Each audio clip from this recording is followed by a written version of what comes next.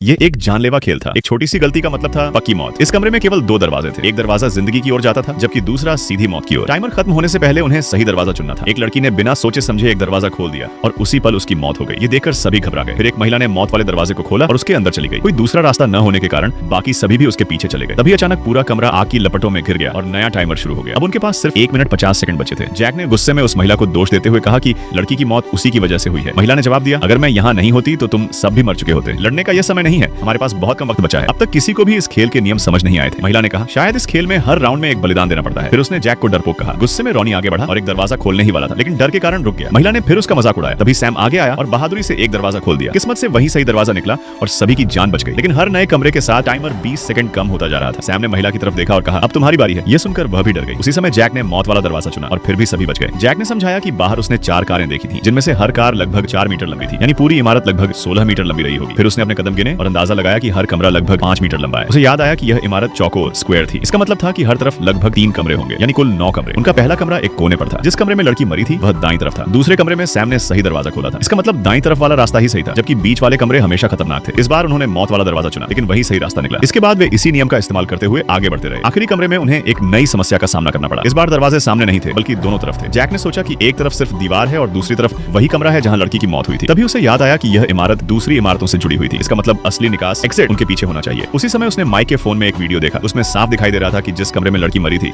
उसकी दीवार पर कोई दरवाजा नहीं था। इसका मतलब इमारत के अंदर एक छिपा हुआ रास्ता, हिडन पैसेज था और वही असली निकास था। सभी ने तुरंत वह दरवाजा खोला और बाहर की ओर भाग गए। माइक थोड़ा धीमा दौड़ा, इसलिए उसकी टांग आग से झुलस गई। आखिरकार वे सभी इस खतरनाक खेल से जिंदा बच